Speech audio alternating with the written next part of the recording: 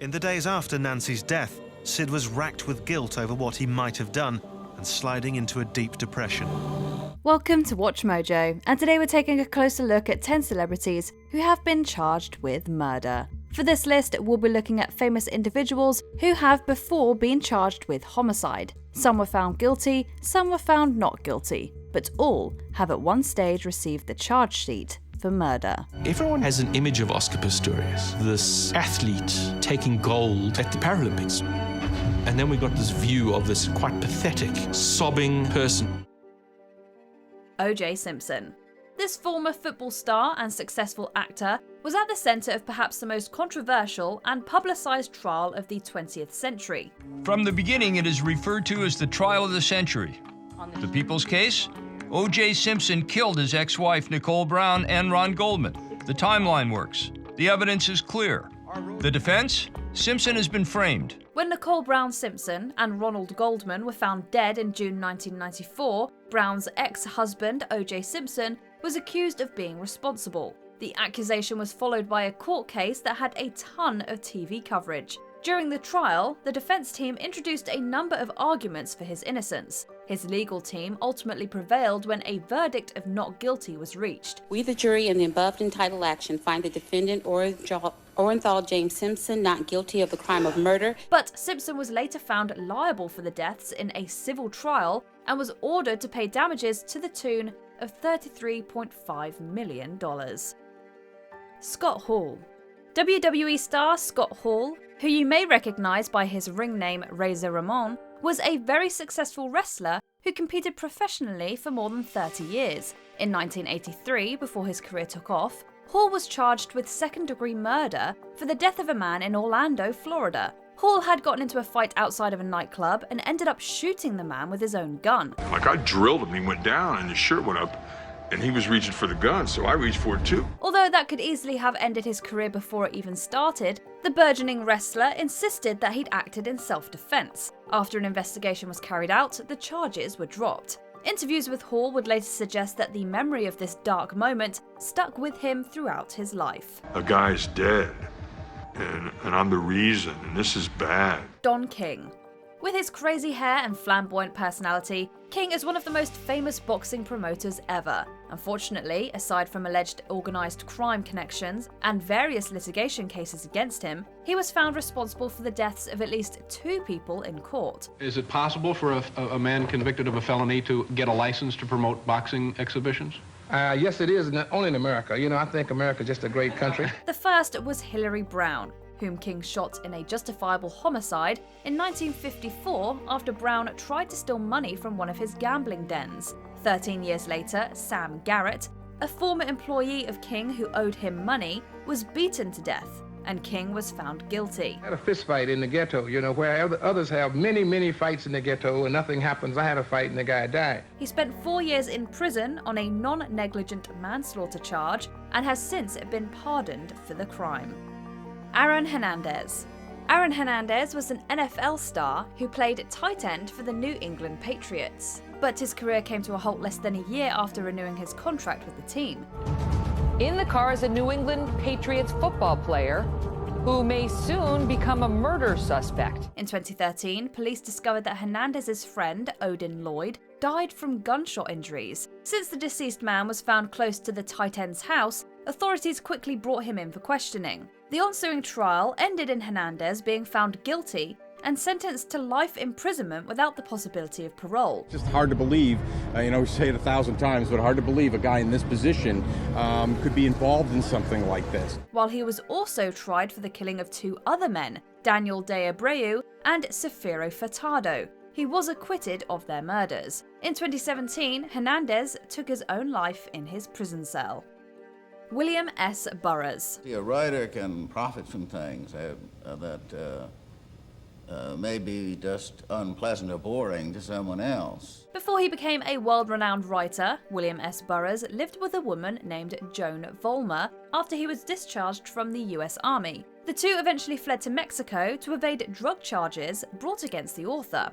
Both were at a party one night when Burroughs reportedly took out a gun and insisted he could shoot a glass that was atop Vollmer's head. I guess it's about time for our William Tell routine.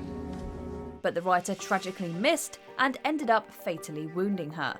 Before facing trial, Burroughs fled back to the US. In his absence, he was found guilty and handed a 2-year suspended sentence. Robert Blake. Blake was famous for his film and TV roles, notably and perhaps ironically, including his portrayal of a real-life killer in 1967's In Cold Blood. Blake married Bonnie Lee Bakley in 1999, a woman notorious for scamming older men for their money. 2 years later, she was found dead in a car from a gunshot. He suspected Blake from the very beginning. We have not ruled anyone out as a suspect in this case. They thought it highly likely that he had either shot his wife himself or hired someone to shoot her. Blake was arrested and charged the following year.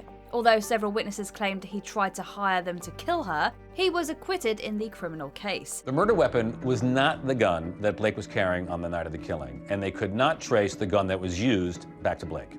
But 2 retired stuntmen had come forward and said that Blake had tried to hire them to kill his wife. But Blake was found liable for his wife's wrongful death in a civil suit and was ordered to pay $30 million. Snoop Dogg. In 1993, Snoop Dogg was arrested for his involvement in the murder of Philip Waldemariam.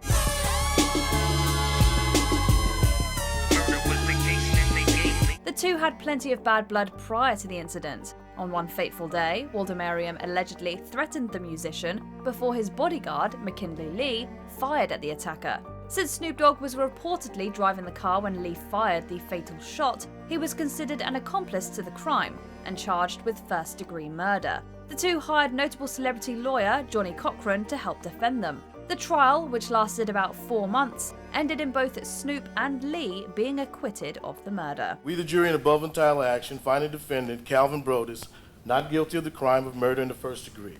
Phil Spector.